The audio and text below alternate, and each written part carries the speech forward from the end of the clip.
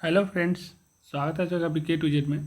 ये जो वीडियो है ये क्लास 9 में संस्कृत विषय के लिए इम्पोर्टेंट है। जो भी संस्कृत रखे हैं वो इस वीडियो को ध्यान से 1 से 2 बार सुन लीजिए। मे भी चांसेस है कि ऐसा ही क्वेश्चन संस्कृत में बनता है, तो ध्यान से आप सुनेंगे तो आपका प्रैक्टिस भी हो जाएगा और एग्जाम में आएगा तो आपका काम भी हो जाएगा। तो शुरू करते हैं इस वीडियो को। क्वेश्चन है, लव धातु का रूप लट लकार उत्तम पुरुष एक वचन में, तो एक वचन में जब भी लिखेंगे तो हो जाएगा लभते। तो अब ध्यान रखिएगा कि लभते लभेत को याद रखेंगे।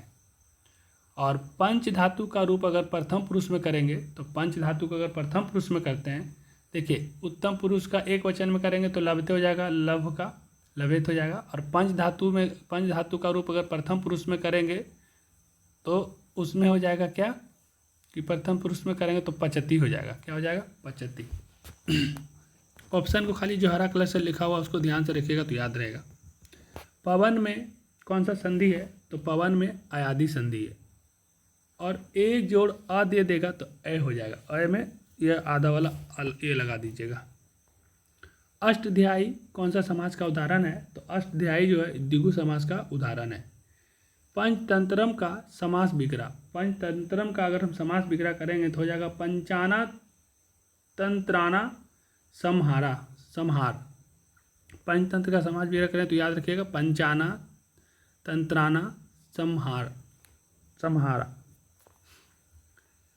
मातृ शब्द का रूप सप्तमी होना चाहिए। मातृ शब्द का रूप सप्तमी विभक्ति एक वचन में, तो इसका हो जाएगा मातर। रा में 2 बिंदु रहेगा, अस्वारा देख लीजिएगा। बधू शब्द का रूप तृतीया विभक्ति एक वचन में, तो बधू शब्द का रूप तृतीया विभक्ति एक वचन में वधवा होगा।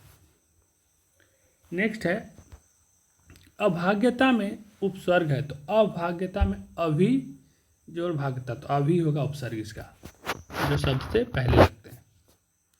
संप्रदान कारक में कौन सा विभक्ति होगा? तो संप्रदान कारक में चतुर्थी विभक्ति होगा, तो चतुर्थी को ध्यान रखेंगे। उसके बाद है सच्यार्थना प्रियमाना सूत्र का उदाहरण, तो सच्यार्थना प्रियमाना सूत्र का उदाहरण राजा द्रिव्य वस्त्राणि यच्छति। तो इसको एक बार आप ऑप्शन को देख लीजिए बढ़िया से। उसके बाद है गेयम में प्रत्यय, प्रत्यय मतलब जो बाद में आता है, तो यथ हो जाएगा। इसमें क्या हो जाएगा? यथ हो जाएगा।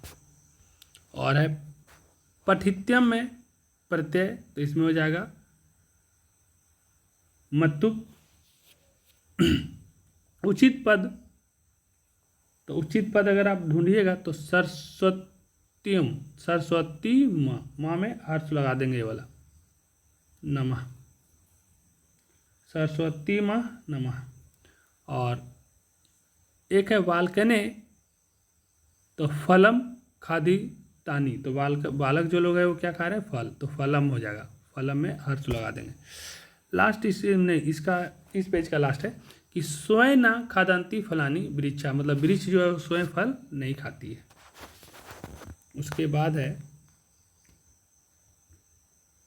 इसको हिंदी में दिया हुआ है कि वृक्षों को जल पिलाकर स्वयं जल पीती है कौन? गौतमी। तो गौतमी जो वृक्षों को जल पिलाकर स्वयं जल पीती है।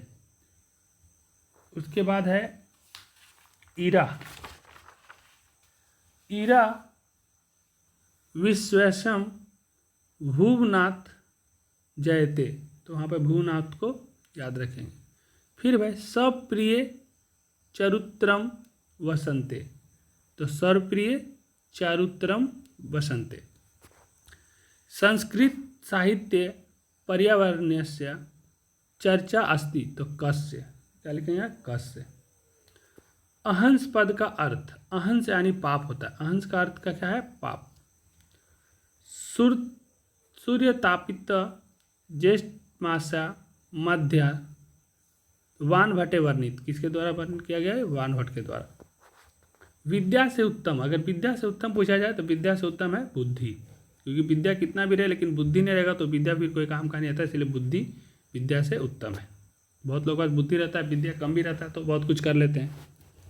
अष्टयाम पद का अर्थ, अष्टयाम पद का अर्थ होता है वन में।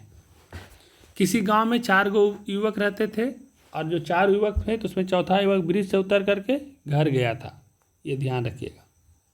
त्रयोस्पी सिंहने व्यापादित, तो सिंहने को याद रखेंगे, सिंहन को याद रखेंगे। और जो चतुर्थ में चौथा युवक जो था ब्रिज से उतर कर कहाँ गया था, तो घर गया था, और गांव में 4 युवक था। उदार चरिताना तु वसुदैव कुटुंबकम, तो उदार वहाँ पे ध्यान रखना है। अभिहितम पद का अर्थ है, अभिहितम पद का मतलब अर्थ होता है कहा, अभिहितम मतलब कहा। चर्म मांसरुधिर द्वितीयन संयोजितम, तो यहाँ पर द्वितीयन को ध्यान रखेंगे।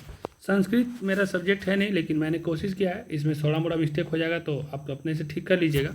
बाकी इसको आप 1 से 2 बार देख लीजिए, आपको समझ में आ ही जाएगा।